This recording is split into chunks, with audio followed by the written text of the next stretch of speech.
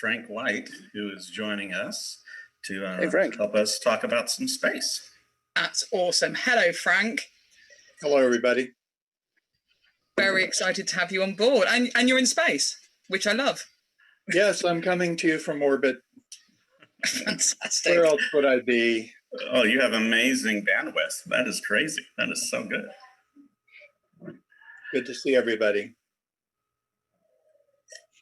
So, Sam, what would you like to accomplish in the next little while here? I'm just busy being in awe for a second. So if you just give me a sec to be in awe. I honestly would like to hear Frank say anything, but just share some of his experiences, tell us a bit about what he does, and I will just listen and be happy. So whatever you'd like to share, Frank, Okay. will be amazing. Well, just to clarify, we're waiting for Rachel and others, right, to talk about Space for Humanity? I will be helping with that side, Frank. I haven't been able to get in touch with Rachel, so I think you and I are we're gonna wing it a little bit and just have some fun with the cybersecurity community for right now. All right. Are we going out to the community at this moment? We sure are. Okay. Hello, everyone. It's live fire. It's all fun. All right. Well, if you'd like, I can give a little bit of an introduction to the overview effect. Would that be a good start? That'd be wonderful. Yeah. Well,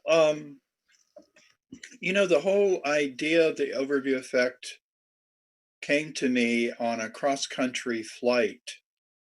And that took place in the late 70s and early 80s. I don't really have an exact date for it. However, I was really thinking at the time, all the time, about what would it be like to live in outer space all the time, not going there on a mission and coming back, but being an inhabitant of, say, one of the kind of communities Gerard K. O'Neill was talking about at the time. And having the view that we see behind me, or even a more distant view of the planet. So I was staring out the window of an airplane and for hours on end, and then I had something of an epiphany, and that epiphany was, if you lived in outer space all the time, you would have an overview of the Earth. And the term overview effect came to me. And I immediately, upon landing or shortly thereafter, I started thinking about this as a hypothesis, and I asked myself, well, how would I validate it?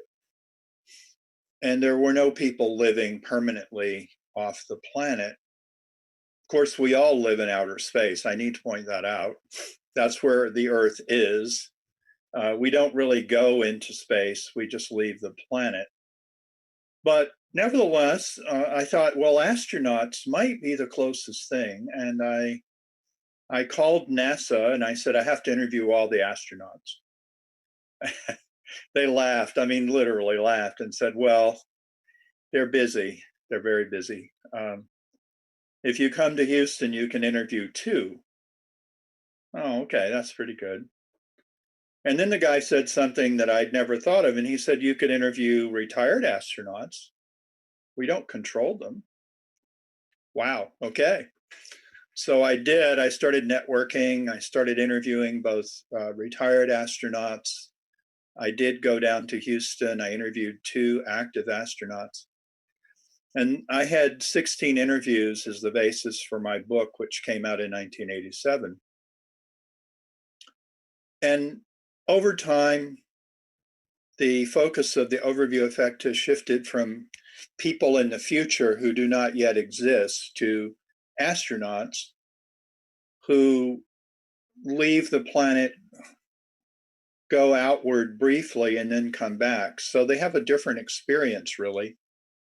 But we've come to define the overview effect as a shift in worldview or identity that happens when you see the Earth from space and in space, from orbit or from a lunar mission.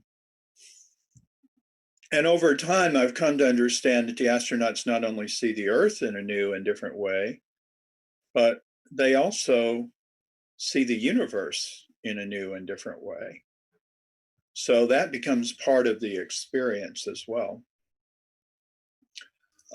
And so what is very interesting today is that my book, which I planned for it to be a bestseller and to make me wealthy, and then I would just spend the rest of my life writing books about space. That part didn't work out. It turned into a critical success, a financial failure. But for some reason, people kept publishing it. I want to acknowledge the AIAA continued to publish it. And we're now going into our 4th edition with a new publisher. And we're hoping to get it out there even further. But the important thing is it's now morphed into a movement, a book that became a movement. And that movement is to bring the overview effect down to Earth. The idea is, well, the astronauts have this profound realization of our situation and our place in the universe. If we surface dwellers had it, we'd be able to cooperate more effectively. We'd be able to work together. We'd understand fully. I mean, if you look at the backdrop here, there are no borders. There's no boundaries. I don't even know what we're looking at right now. Could be Africa. It could be North Africa. It could be anywhere. The Earth is a whole system. And as the astronauts keep saying, we're all in this together. So how do we work that way? And Space for Humanity is one of the most important organizations trying to bring the overview effect down to Earth, open up access to the space environment for everybody. And I've said that I believe the experience of the overview effect ought to be a human right. It's the truth about where we are and who we are, and everybody should experience the truth, right? But also, it would be good for the Earth. People would, I believe, eventually begin to behave in a different way. And, you know, we already know that the Apollo imagery that came to us in the late 60s and early 70s gave a huge boost to environmentalism. And so if more people actually could go into orbit on a commercial space flight, or if through the wonders of virtual reality, more people could have that shift.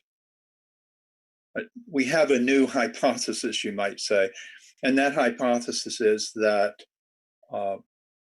things would start to be different here on the surface. And I think no matter what your political views or who you are, I think we could all agree that we could improve the way we do things here on the Earth. And so that's a very brief introduction to the overview effect. And also, I'm not the right person to tell you about Space for Humanity, but I am a supporter. I'm on their advisory council, and I believe in what they're doing. And certainly like to invite everybody listening to become part of our movement.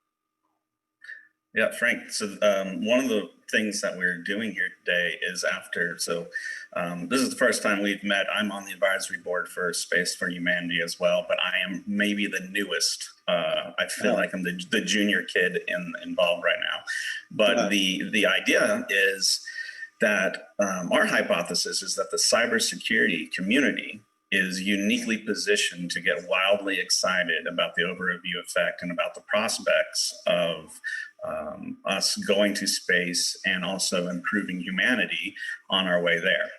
And so one of the things we're trying to accomplish today is just introducing folks to the concept that space travel isn't just for the high net worth human beings on the planet. Space travel is, I love that you said it's a human right. The overview effect is a human right. It's inspiring to think that each and every one of us, with advances in technology and changing some of the policies on the planet, means we can all have this experience. And so that is the major point of why we're getting together. Actually, the major point is they're going to ask you to judge some tinfoil hats in just a moment. Yeah. But doing this, and maybe that is the only point. Maybe we're just filling up airtime as people are doing tinfoil hats. But I am passionate about this, and I think it's super fascinating. And so the big question I have is, how likely is it that we're going to be able to get folks to space without having to buy a ticket on Virgin Galactic or some other kind of thing in the next 10, 15 years? What does, just some thoughts about commercialization and getting folks actually off planet? That's an excellent question. I interviewed Sir Richard Branson for the third edition of my book, and I really want everyone to know that Richard Branson is, first of all, an environmentalist. Secondly, he's an entrepreneur, and he's merging those two in order to create Virgin Galactic. He said to me, I want to democratize access to the space environment. Now, many people, like Space for Humanity, wants that too, and they're approaching it as a nonprofit organization. Richard Branson is approaching it doing what he knows as a business person, and he said very clearly, I'm looking at the model of the airlines, which of course he has an airline, so he knows a lot about it. But think about it. In the early 1900s, the people who flew airplanes were a lot like our astronauts. I mean, they were doing something pretty scary and pretty dramatic. And, over time, increasingly, the whole process of flying in an airplane became available to almost everyone. Not everyone, but almost. So that's one answer. And I believe Richard Branson would say, I certainly hope it happens in 10 to 15 years, because, his idea is the wealthier people will take the first flights, which will be expensive, but then will drive the price down as the demand goes up. So that's one answer. And, Jeff Bezos is much quieter than Richard Branson or Elon Musk, but he's also building a spacecraft to take people there. And in addition, I think what you're going to see is over time, as it proves to be economically viable, more people enter into the domain. There's also an organization called Space Perspective, which is going to use a stratospheric balloon technology to take you very, very high, not really into outer space, but close enough to experience the overview effect. And so I think in the next 10 or 15 years, we're going to see a dramatic increase. Also, we should think about other technologies, simulations that will help people have the experience. And if you like, we can talk about that. There's a lot going on in that domain. Yeah, absolutely. I feel like this is the perfect audience for that kind of conversation as well. Yeah. Shall I say a bit about that then? Yes, please. Yeah. So when I wrote the first edition of the book, it seemed obvious to me that this was a positive experience the astronauts were having. Their expansion of worldview was positive. So it occurred to me very quickly, and I wrote it down, there are two ways that we can have more people get the experience. One, of course, is commercial spaceflight, and the other is simulations, and virtual reality is the most promising of those. And I can't even do justice to all the people working on that. There are just a couple of examples. Colleague of mine, Jeremy Nickel, has an online virtual reality ministry. He is a minister by trade, but his ministry is totally online and in VR. And every Tuesday and Friday, he does an overview effect meditation in virtual reality. And there's a big Earth there, and Jeremy takes you from the surface up to where you're looking at the Earth and the universe, and it's pretty powerful. Ryan Holmes, Space VR. Ryan is he is working with flotation tank owners. And if you really want to get the whole experience, including zero gravity, you can get into a flotation tank and put on the virtual reality headset that Space VR has created. And I haven't done it yet, but I hear it can be pretty impressive. Again, Jeremy is doing this in a nonprofit way, and Ryan is doing it as an entrepreneur. If there's a demand for the experience, you're going to see more people offering the experience. So it's happening. It's happening. It's not science fiction. Well, my wife forced me to do one of those. Let me rephrase that. My wife kindly invited me to participate in one of these sensory deprivation float tanks. And I have to tell you, it was maybe one of the most unpleasant first 30 minutes of my life. And then the last 30 minutes was amazing. And really, just the idea of going through that kind of thing, but also being equipped with something that fed different information to the brain, being able to experience, I think that it would be amazing. I'm very encouraged by that. Well, the interesting thing is most flotation tank devotees are interested. I come to understand, I didn't know this, but they're interested in deprivation of sensory input.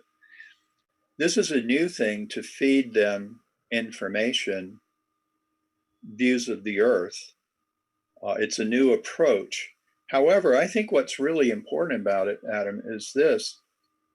I've insisted over and over again that I believe a key component of the overview effect is weightlessness. Yeah. I believe it affects the brain, it affects the body. And so even though we describe the overview effect as visual, I believe that visual experience is enhanced dramatically by being weightless. And that's why the flotation tank idea is important. I've been told that really good virtual reality can trick your mind, even if you're not in a flotation tank, to think you're weightless. I don't know about that. All of this is things I've been told. I have experienced Jeremy's meditation. I can speak from experience about that.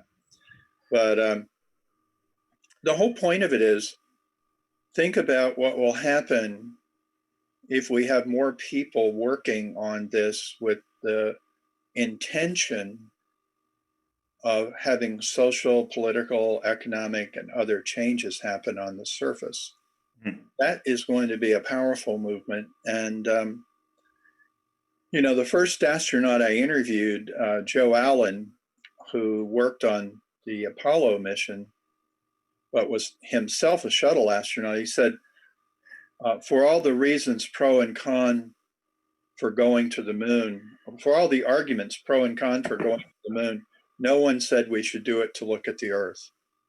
But that may in fact have been the most important reason. This whole thing, it really started without the intentionality to have this change, this shift, this change of consciousness. And yet we find that it is a powerful personal growth and social change tool. Yeah, absolutely. So when we're thinking about that, and what went through my head when you were kind of describing the efforts to get us with all these different various forms of technology, what went through my head was the idea of what's the cybersecurity community's role in all this. And when I think of cybersecurity, I think that our role is to stand in the middle of a functioning process or a functioning thing, and to ensure it behaves the way we expect it to and resist efforts for disruption. So when I'm looking at all of this kind of stuff, I can see, so most of us in the community would do pretty much anything to go play in space or in the space industry or do all the things. And Yeah. so I think I heard you say there's a whole new virtual reality industry starting that will need an ungodly amount of cybersecurity. You know, when you think of a individual somewhere, what is the best way that that individual could get involved? So I'm biased. I would say participate with Space for Humanity, learn more about what we're doing, engage with some of the programs that we have. But if you're a person who's just like, I really want to be involved with space, where should that person maybe start thinking? Yeah.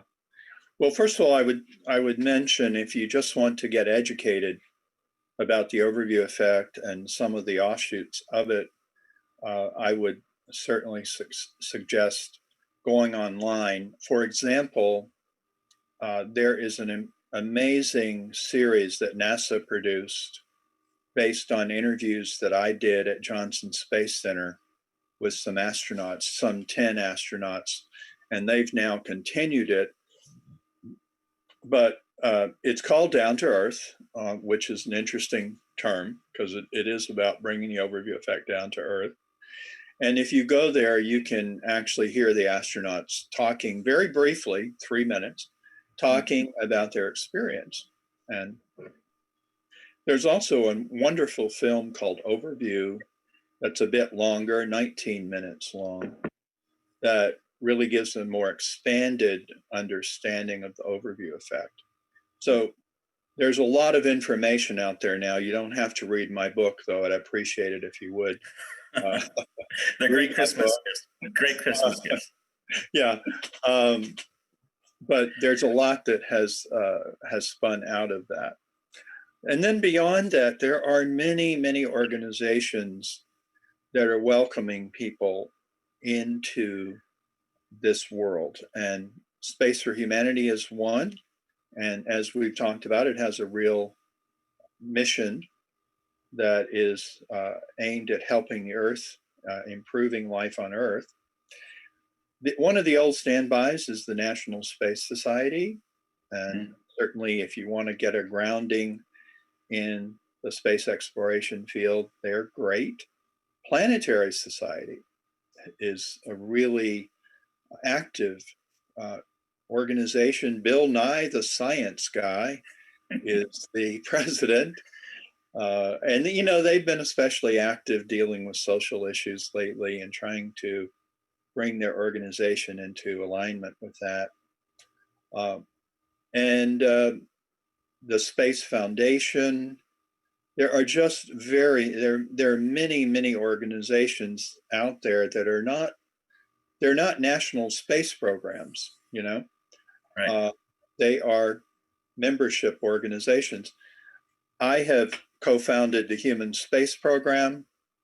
Our goal is to create, to ensure that we will have a sustainable and ethical and inclusive evolution into the solar system, into the solar ecosystem, as we say.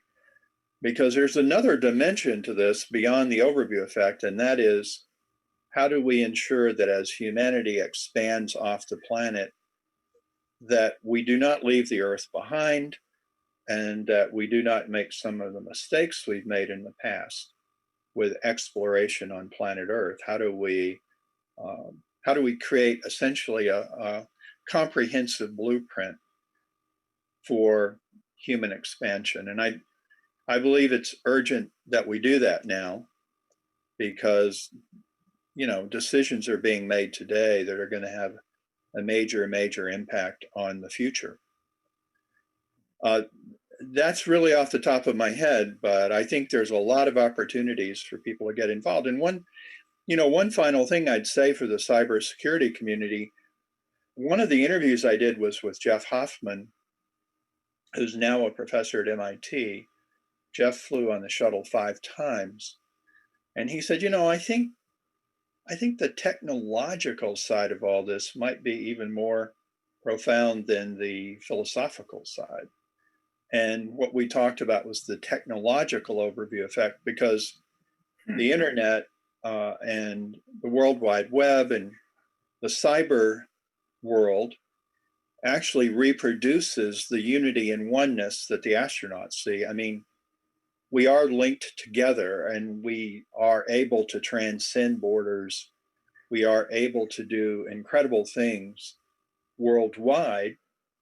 And as you pointed out, we can only do that if that channel of communication is protected and not hacked, and not hacked in a bad way. I mean, not disrupted, I would say. So there's a huge. We can't have this movement, this transformational movement, without the internet. So the internet has to be kept free and functioning in order for it to work. I love that, and the idea that cyberspace is actually a mirror of what we're going to be experiencing once we get to space in a form of unity, and some of the issues. One of the topics I'm very interested in is cross-jurisdiction litigation from cybercrime. So you're attacked from one country, but you live in another country. How does the law handle two different countries where a crime is being committed, right? And it's complicated, but by overcoming those kind of things and having conversations about that kind of subject, we're prepping ourselves for going to a place where there is no borders. Mm-hmm. That's fascinating. The technology overview effect. Is that what you called it? I called it the technological overview. Technological overview. And again, too, there are no borders or boundaries in the solar system either. Mm-hmm. We're and hope there will be a strong tendency for humans to create borders and boundaries in the solar system. Again, we have a lot of decisions to make about that. And, we have a lot of decisions to make about what kind of future we want. And we can do it now. We can do it with the kind of connectivity that I'm old enough to remember we didn't have. Mm-hmm. I mean, most of the people listening probably can't imagine a world without the World Wide Web, but there was one. Mm-hmm. And I lived in it. It was very different. Well, I do love the idea. So what I'm hearing, or what I'm processing in my perspective, is what is, in order to have these decisions made, right, then the most important thing that a person has maybe is their voice, and the idea that they need to be heard. And you listed a number of organizations for people to become involved in. But what if someone just decides to get involved in local politics? What if somebody just, I feel like if this is a thing that's pulling on your heartstrings on this topic, that the best thing that a person who's listening to us is to get involved with one of these organizations. I'm going to be biased and say get involved with Space for Humanity. But also get involved locally, because no big movement ever happens without a firm base. Right. And starting local, starting something online, starting some kind of community, joining a community that is willing to talk about these subjects, willing to look at the bigger picture about understanding what's the role of the individual in the bigger scheme of things, I think is just fascinating. I would love to see that. I mean, the problem we have, one of the things I've talked about when I talk about overview thinking, which is what we need, the new way of thinking, a planet has no sides. It's a sphere. There are no sides, but human beings, we naturally divide ourselves into sides: the right, the left, Democrats, Republicans, etc. It's the way we've done things for a long time. That's okay. I mean, it's okay to have different points of view. We don't want everybody to do groupthink, but we've really got to find some way for the sides to see the unity of the system. And in my second book, The New Camelot, I started getting into the idea that what the overview effect is is seeing the unity of the planet while understanding the diversity that exists if you go down to the surface. Mm. Astronauts, it's not like the view behind me. It's not that that's right and what we see on the surface is wrong. They're different. And what is happening on the surface is chaotic sometimes and contentious, but it's happening in the context of a unified whole. So going back to your question, yeah, I think what would be pretty remarkable would be if someone could get involved in their town meeting or city council or state senate or state house, and yes, engage in the political system or in the social system, but always have the larger unity and looking for common ground. One of the things that astronauts kept telling me when I was at Johnson Space Center last summer was, no matter how different that person seems to you, no matter how opposite you may feel that person is, you have more in common than you have differences because you're human. Mm. You know, and they get that when they're in orbit or when they go even further out, that they know that we're different and we're not trying to pretend we're not, but again, they have in mind a commonality. And I truly believe that could change how we do things on the surface in a very subtle and quiet way. In a significant way too. I mean, Yeah. I love that something subtle and quiet can be the most significant thing that happens. Yeah. It's Yeah. pretty impressive, right? And what a safe topic. There's no such thing, it seems like sometimes, but the idea that there's a bigger picture, that there is something that I love the concept that the different points of views on the planet actually make up the whole. And that if we lose some of these other points of views that even might be contrary to my own, and some might actually make me angry, then I'm actually pulling power out of the overall system. But I don't have to agree with literally everything, but there is some value in having this dialogue, this different perspectives.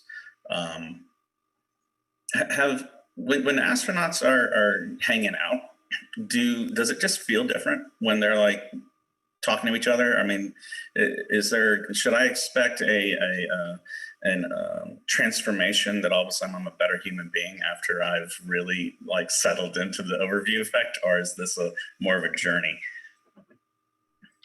You know, that's a great question, Adam. When I first started interviewing astronauts, I thought I was going to get the same story from everybody. I thought everybody would kind of describe it the same way. And I guess maybe one of the sixth or seventh or eighth astronauts I interviewed was Edgar Mitchell. And Edgar Mitchell was an Apollo 14 astronaut. He was the sixth person to walk on the moon. And Mitchell came back really changed. He had this breakthrough into a feeling of unity and oneness, not only with the Earth, but with the entire cosmos. And of course, he founded the Institute of Noetic Sciences. Oh, another good organization to get involved with.